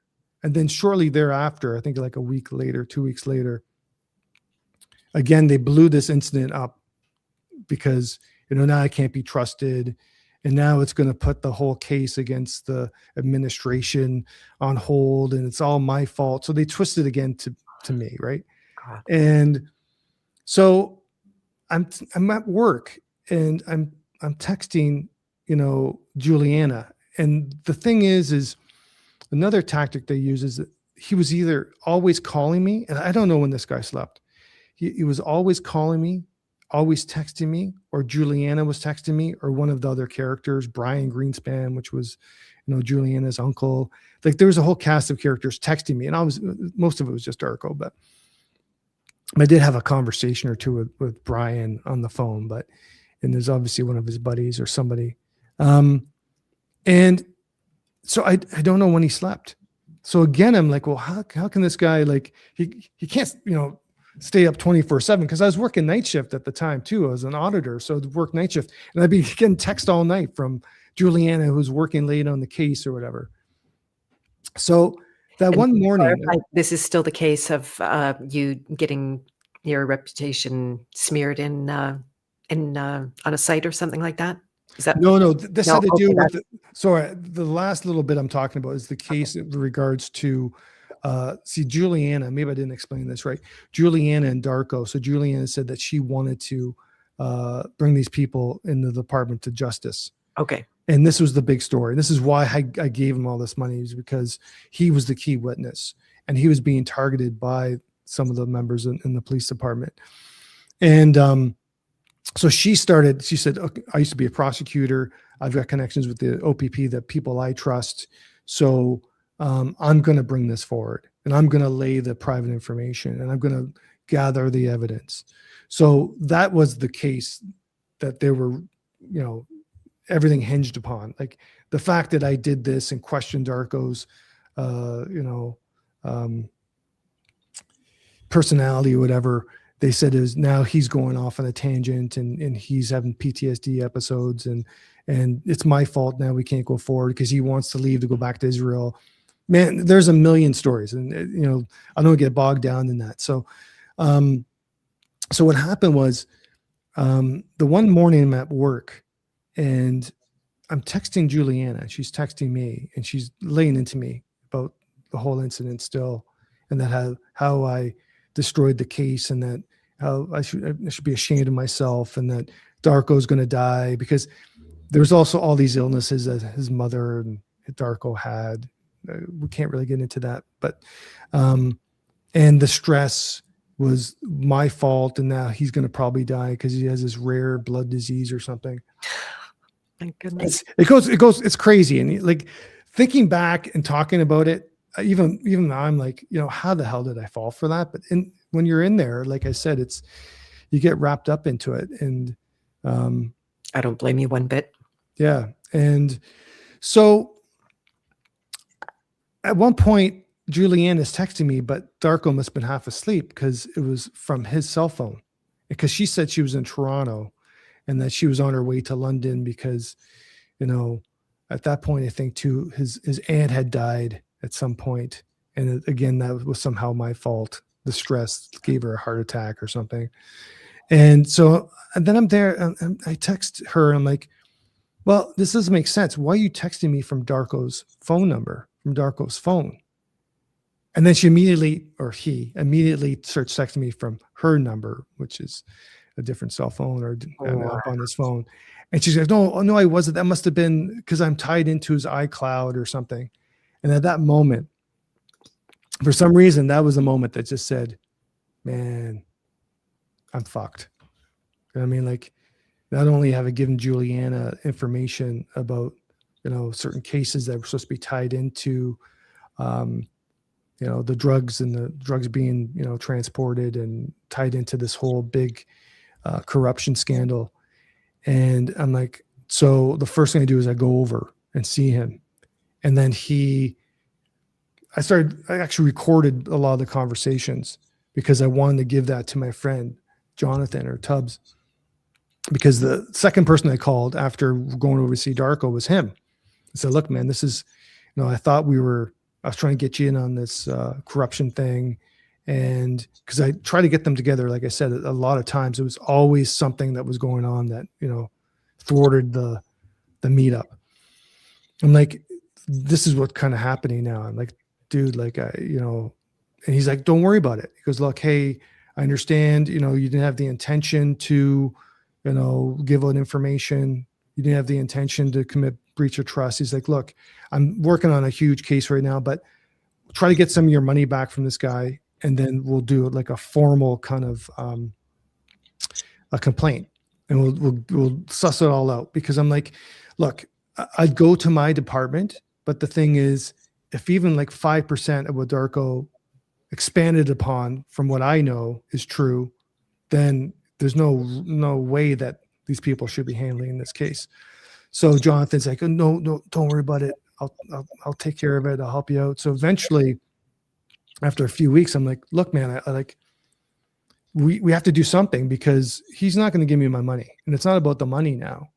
It's about holding this guy accountable. It's like, this guy is like, because then I found out who he was. I found out his name. I found out what he did in Windsor. I'm like, dude, like, we need to do something. Like, not only because about me, but he was also targeting other people. Right. And during the disclosure aspect of my case, I got to go through his cell phones because I couldn't hire anybody to do it. So I went through his cell phones to try to analyze this, for evidence and so forth. And, you can see he's clearly scamming other people. And I remember there's this one gentleman, this old gentleman, Barry, used to send me photos of him and Barry together. And he would take Barry to eye appointments. And Barry was this, like, I think it was like a real estate agent or something. And again, Darko was going to save the day and help him with his eyesight and take him to all these appointments. And I remember listening to some of the audio clips on Darko's phone. And one of them is him scamming Barry, pretending to be an ophthalmologist or whatever, specialist. And I tried to kind of share this with the police department and through my lawyer, but they weren't interested. They weren't interested because as the case goes on, and my downfall became this. I didn't realize that they were investigating me. Sorry, just going to make sure that my computer doesn't restart. No worries. I didn't realize they were investigating me because some of the information I gave Darko or Julianne or whatever got out into the criminal underworld because Darko was kind of sharing it with people. And so when I, where was I going to go with this? Sorry. Since we're a little bit interrupted, I am wondering about a part two. Would you feel more comfortable to be able to expand rather than rush to the finish line right now? It's totally up to you. I guess it's up to you and your listeners. Like, I'm glad to come back and share whatever ramblings if you want to listen to me. But yeah, the interest is absolutely here. So I would feel pain if you rush too much and try to like just jam in everything. Because this is a new plot twist. You didn't realize they were investigating you in the process. Yeah, I didn't realize that. And then what happens as a result of this, my downfall, and I'll kind of leave this as like a spoiler alert for the next episode, I guess, is when I was dealing with Juliana and Darko, whoever these people were, I wrote a series of affidavits. And one affidavit had to deal with the corruption within the department, but it's more like seniority and how people get promoted and stuff, because that's what Juliana asked me to do. So there was actually 3 different copies of this affidavit. And the last copy was a written affidavit because she wanted to have her people type it up for me because I typed up the first one. And I think Darko wanted it in my handwriting rather than just a piece of paper where he could say that, he typed this up, but you couldn't prove it. That's my guess. And so in the third affidavit, because there's a rough copy of the first one and then a finalized copy that she was going to use. And then there was the handwritten stuff that would give to Juliana from time to time. And that stuff had to deal with a lot of corruption within the department that I knew, like, them covering up for pedophiles, them, manipulating, like, obstructing justice and all sorts of stuff that I knew to be true and they know to be true. So when they did the warrant at Darko's house, at the backtrack 1 second. So at some point they were allegedly supposed to give my case, the investigation on me, to the OPP, but they never really gave it to the OPP because London still were the lead investigators. London still handled all the evidence. London still conducted all the warrants except for one warrant on my cell phone. But they went to Darko's house. They took all his cell phones. They took all the paperwork, including they said there was a copy of that affidavit or affidavits that I wrote. And this gets a little bit more interesting because when you analyze my case, you have people, the one lead investigator for London used to be in internal affairs. So he's well aware of what the protocol is. So this is my opinion. He, after the warrant, takes all the evidence, my phone, Darko's phones, all the paperwork, the affidavits, and he locks it in his own office. And he leaves it there for a day and a half. And, if you read the officer's statement that, seized the envelope with my name on it from Darko's house with, all the paperwork inside, he says like there's a vast amount of papers in this envelope. Well, by the time we got disclosure, and they didn't really initially disclose it to us, they kind of refused to do that along with his phones. They didn't want us to have that disclosure. It was only just the one copy of the affidavit. So, and there was evidence on the phones to some degree that somebody had been in the office. And look, I can't prove that 100%, but I know what the game was. I know what was at stake there. And I know what I wrote. And I know, and there's evidence of that even in disclosure of what I wrote. It's just not the complete story. So for London police to analyze all the evidence, London police to conduct all the warrants, for London police to pretty much be in control, even though, the optics of it was, we're going to give control to OPP, which never really happened. And that's a whole story in and of itself. Again, I'm just trying to cram that all in like a very short, 5 seconds or 5 minutes I have here. But it does just supports all the other things I talked about at the beginning of the podcast about, to what lengths are these people going to do to cover up, what they've done. No one's ever going to come to you and say, yeah, you know what, I messed up. Pete was never going to come forward in that one article and say, yeah, hey, you know what? I shouldn't have fucking kicked her. Shouldn't have stomped on her. The one officer, Amanda Pfeiffer, who got, with my friend's case there, who lied on the stand, she's never going to say, I lied. I wanted, to promote my career. And, that's the thing, like, or they're afraid to go against what the administration wants. And, my friend got lucky there because there were a couple officers. There was one officer, his name was Mark McGugan, that stood up and told the truth and really helped Mike out because he was like, no, but what happened to him on a side note, after he goes and testifies in Mike's case shortly thereafter, he loses the job that he worked so hard for as a detective in CID. And then he gets sent to radio. And there's two places that sergeants don't want to go in the police department: the radio room and cells. And they just put him out to pasture and said, you know what, hey, if you're not going to play ball, pretty much, if you're not going to support, what we're trying to accomplish here, I guess. I don't know the reasoning behind it. That you're going to get punished too. Whereas, hey, if that was the case, and I was the chief at the time, and I found out that they did this to this person, and that they lied on the stand, they should have been charged with perjury. They should have been at least charged under the Police Services Act, which is which holds like suspensions or demotions, or you can lose your job. But they wouldn't do any of that to any of these people. And I can cite countless cases of people doing the same thing and that are being caught. But because they're doing an investigation on behalf of the department, they're not held accountable, even though there's evidence to point to that. And like outstanding evidence, like evidence you can't ignore, like in my friend's case. And so anyway, I can go on and on. I know we're kind of running out of time here, but yeah, if the listeners and if yourself, you guys want to have me back and I can ramble some more, I'd be happy to join you again. Absolutely. Yeah. I'd like to hear the whole entire story. And just to start closing out, do you feel like there's I have to imagine no, but do you feel like there's any risk to you now whatsoever coming forward with the story?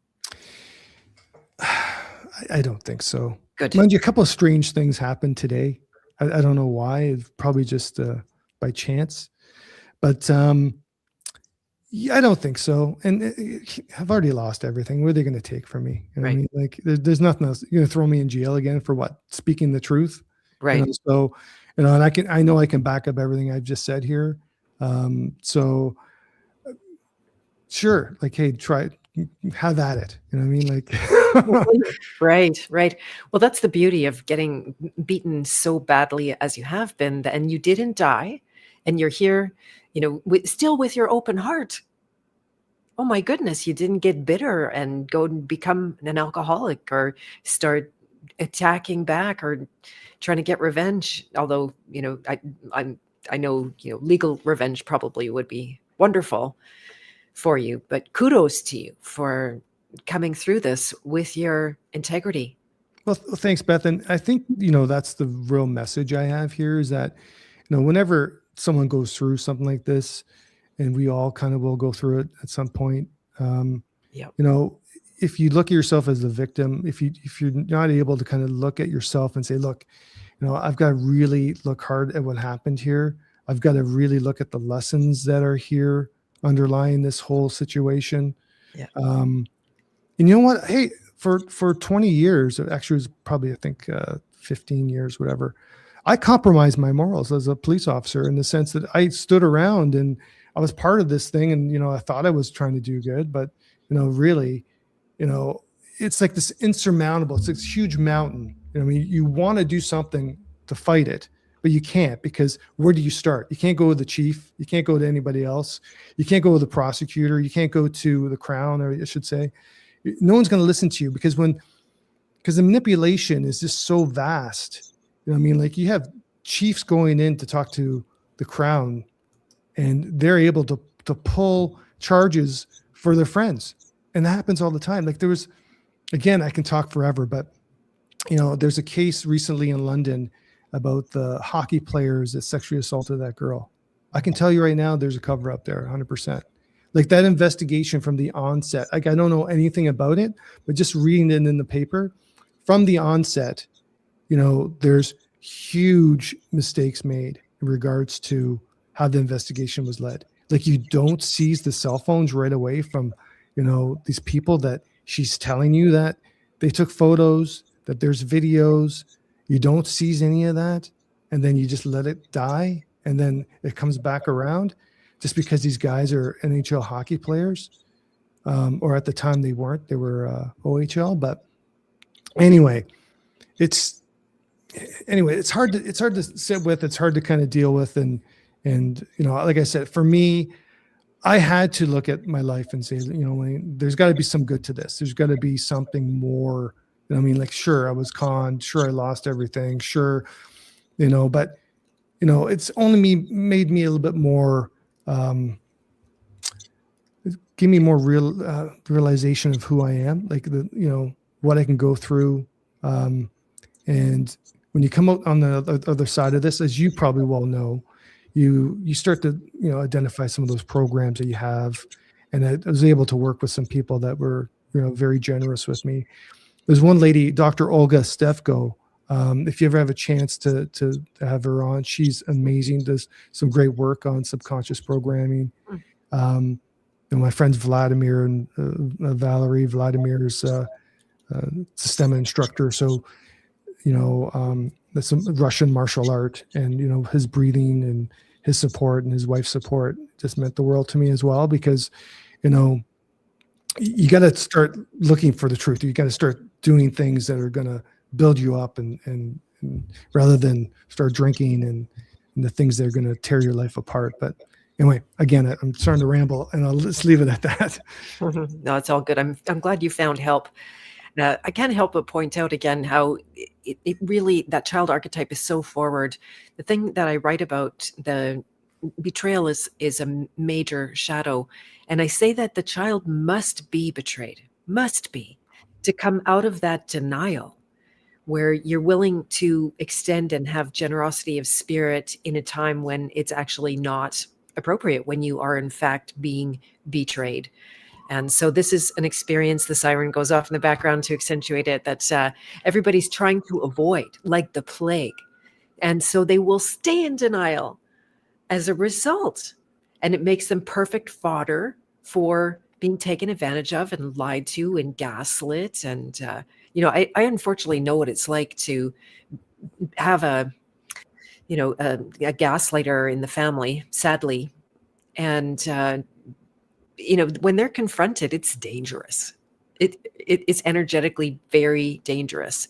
You'd rather walk around. They're going to make sure that you pay the price for seeing, and this is, we are meant to see, right? We are meant to have our eyes open, not just with trauma and hypervigilance, but for the actual freedom, so we can know ourselves. What you decided to do with all of this, to learn more deeply about the truth, and to let it so obviously humble you.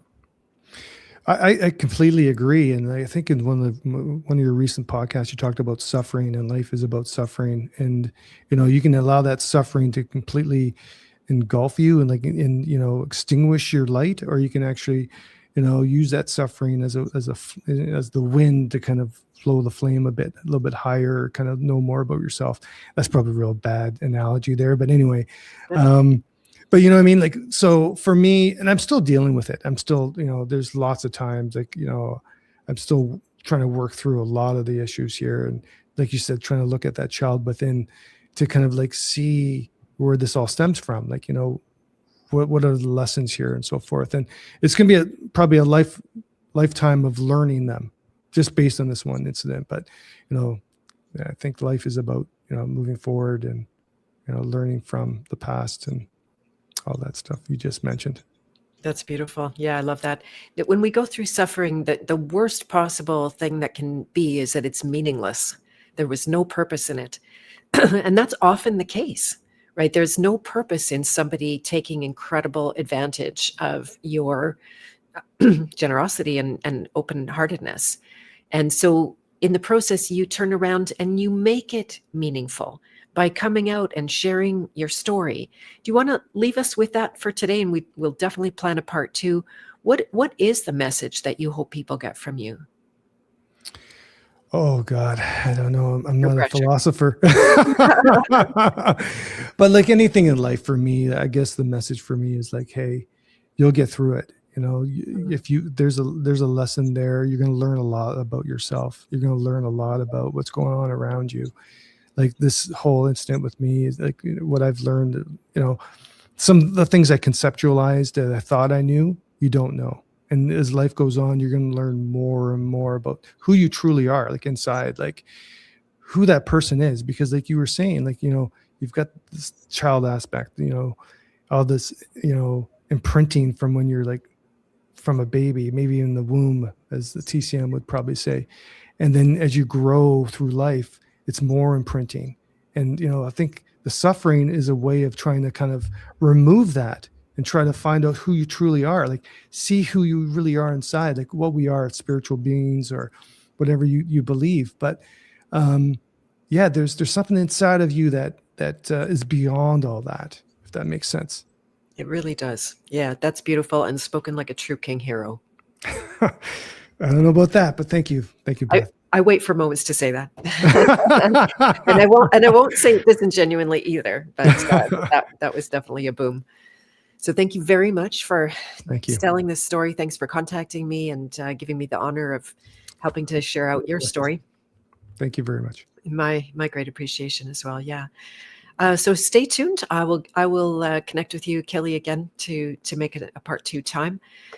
I think that's it. Thank you, everyone, for joining. Thanks, Michelle, for posting my Telegram group chat. And apologies on the link this morning.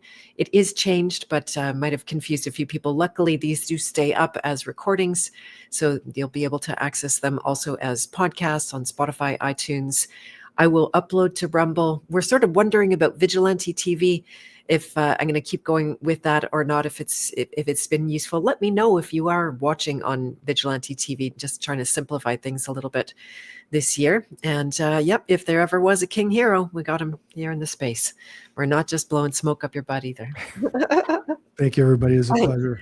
You're very welcome. All right. Lots of love for now. And one last comment about my course creator code. There's one spot left. I'm so excited for the group that's already joining, and we're going to bust through. Here's one last thing I'm kind of meant to say just about how perpetrators can work. And it can be the most benign thing is they or appear to be the most benign thing. They waste your time and they grab your attention.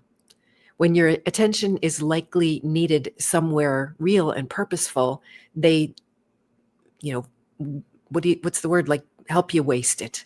And this is to me a very big crime. And why did I want to say that? I think I just wanted to say that. All right, everyone, have a beautiful rest of your day. Thanks again, Achille. Bye, everybody. Okay, bye for now. We'll play you out with my son. There we go.